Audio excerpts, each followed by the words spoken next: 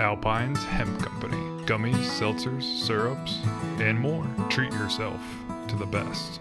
Good evening and welcome. This is the WHKY News for Tuesday, March 18th. I'm Ralph Mangum. The WHKY News is on over-the-air TV every weekday at 5:30 and 10 on channel 14.2. And we are on the Compass, Skybest, Vibrant, TDS, and Comporium cable systems. You can also watch online at WHKY.com and on our YouTube channel. In our top stories, North Carolinians still have time to help shape the state's proposed action plan for a pending $1.4 billion federal disaster recovery grant for Western North Carolina. WHKY's Rob Eastwood has that story. Any grant funding received by the state of North Carolina would be primarily used for housing needs. The 30-day public comment period ends this Thursday at 11:59 p.m. Submitting a final action plan to the U.S. Housing and Urban Development Agency, or HUD, is a required step for receiving federal funds from a Community Development Block Grant Disaster Recovery Award, which was first announced in January. The state's proposal addresses unmet Hurricane Helene recovery needs in Western North Carolina with a focus on housing and economic revitalization. Once submitted, HUD can take up to 45 days to approve the plan and finalize the grant. The Helene Action Plan proposes most funds go to housing recovery for low and moderate income residents, with the rest earmarked for infrastructure rebuilding and economic support, focusing on small businesses and commercial districts. Until Thursday, several options remain available for submitting comments about the state's proposed action plan.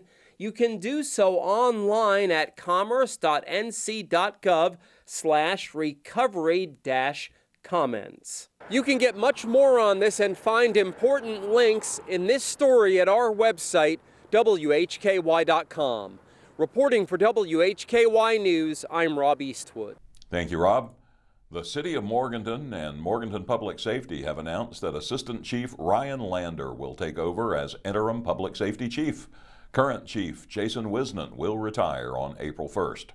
Chief Lander served as interim chief after the retirement of former Chief Tony Loudermilk in 2022 until Chief Whisnant was selected. Lander has worked for Morganton Public Safety since 2002 and was initially hired as a public safety officer trainee. He has since worked in special operations, criminal investigations, and field operations in a variety of ranks. He is currently the Assistant Chief of Police Services and Fire Protection. Chief Lander will be sworn in on March 31st by City Clerk Renee Carswell. WHKY's Arianna Mack has more news from Morganton. That's correct, Ralph. Owners of electric vehicles, listen up. The City of Morganton has recently added 2 more electric vehicle charging stations, bringing the total to 7. These charging stations are the DC Fast Stations and are located at the Foothills Higher Education Center at 2128 South Sterling Street in Morganton. As the United States seeks to become more energy efficient, the amount of electric vehicles has increased across the country. The funding for this project came in the form of a grant from the NC Volkswagen settlement that was administered by NCDEQ. There are 2 more DC fast charging stations at Martha's Park, located at 200 Collette Street in Morganton. I'm Arianna Mack for WHKY. Thank you, Arianna.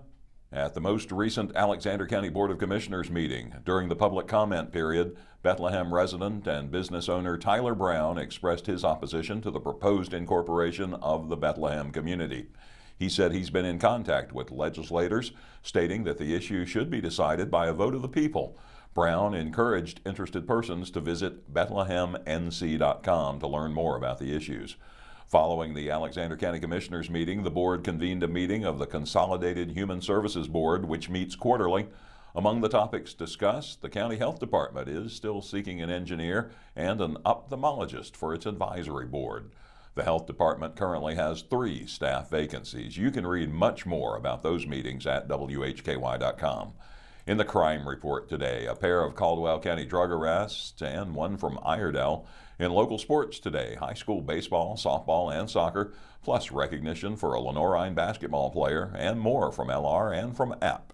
And in community focus, Rob has a preview of an upcoming event to honor female veterans, and Arianna will tell you about this weekend's Longview Lions Chili Cook-Off. Very nice today with sunny skies and a high in the low 70s. We'll come close to 80 tomorrow before cooling back into the 60s Thursday and Friday. There's about a 40% chance of rain on Thursday, but that's the only decent chance of rain in the immediate future. We'll be in the low 70s for the weekend with slightly cooler temperatures expected next week. Look for the latest forecast at WHKY.com whenever you need it. I'm Ralph Mangum. You are watching the WHKY News.